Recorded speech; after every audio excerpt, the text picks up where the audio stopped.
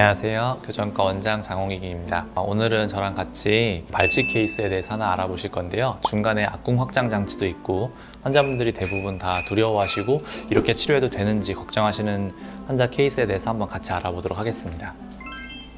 환자분은 고등학교 학생이셨는데요. 앞니가 너무 많이 삐뚤거리고 고르지 않다는 것 때문에 교정 치료를 받고 싶다고 하셨습니다.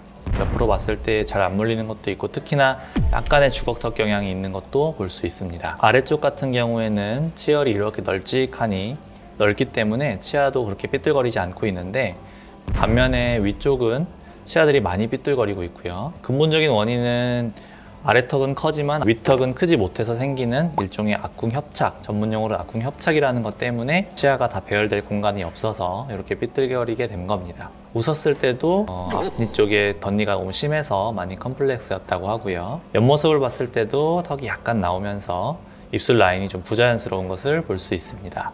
엑스레이 분석 결과에서도 마찬가지로 턱 길이가 굉장히 긴 거를 알 수 있고 그거에 비해서 윗턱은 많이 작은 것을 알 수 있고요. 이런 뼈에 어쩔 수 없이 적응하기 위해서 치아들도 많이 뻗어져 있고 경사가 좀 져 있는 것을 볼 수 있습니다. 우선은 좁았던 윗턱을 벌리기 위해서 어쩔 수 없이 악궁 확장 장치를 하게 되었는데요.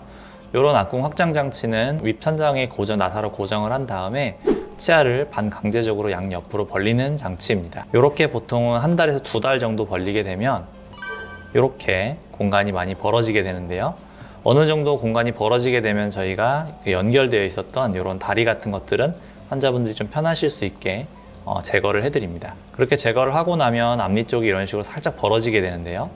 벌어진 상태에서는 앞니가 약간 취약하기 때문에 한두 달 정도는 장치를 붙이지 않고 기다리는 시간을 갖게 되고 반대편 치아들은 이제 치아들을 움직이기 시작을 하고 입술 라인을 잡기 위해서 작은 어금니 2개씩 총 좌우로 4개를 발치를 했습니다. 안쪽에 덧니로 들어가 있던 애들은 아직 꺼낼 수 있는 준비가 안 돼 있기 때문에 송곳니를 뒤로 먼저 견인을 하고 그 다음에 앞니를 꺼낼 준비를 하고 있는 것을 볼 수 있습니다. 반대편도 견인을 하면서 약간씩 벌어지고 있는 모습을 볼 수 있습니다. 시간이 어느 정도 지난 상태입니다.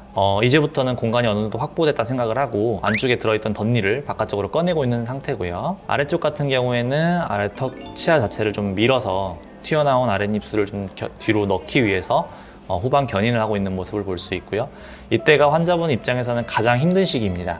왜냐하면 안으로 들어가 있던 치아가 바깥으로 나오기 위해서는 앞니가 씹히면 안 되기 때문에 어금니 쪽에다가 화이트 블럭이라는 레진을 다량 올려서 어금니가 당분간 이렇게 뜰 수 있도록 치아 전체가 다 뜰 수 있도록 하기 때문에 이 기간 동안에 환자분이 덧니는 앞으로 개선이 되겠지만 어쨌든 식사하시는 동안에 굉장히 불편한 시기가 한두 달 있게 됩니다.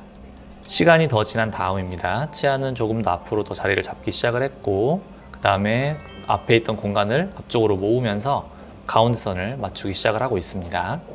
공간을 더 타이트하게 잡고 있고 여기에 나사를 식립을 해서 수평이 좀 틀어져 있는 부분을 이쪽 부분을 이렇게 내려주면서 잡아주고 있는 모습을 볼 수 있습니다. 교정 치료를 하게 되면 이렇게 보통 통상적으로 나사를 4개를 심게 되는데요.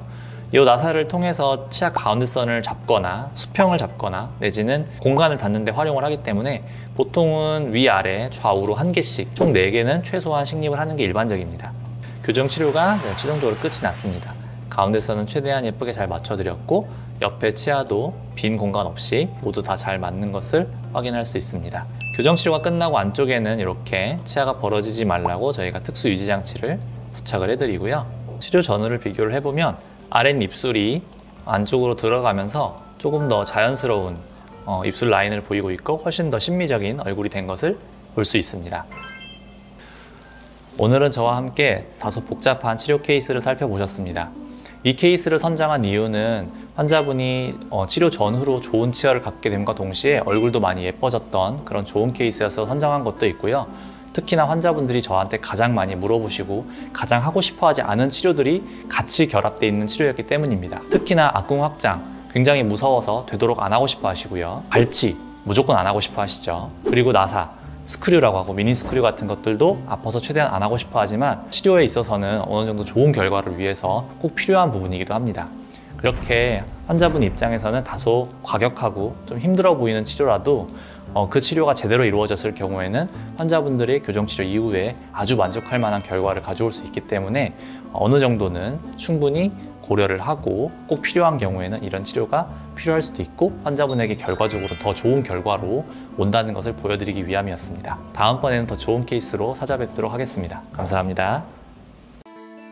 For your better life, 팩트는 퍼펙트 치과.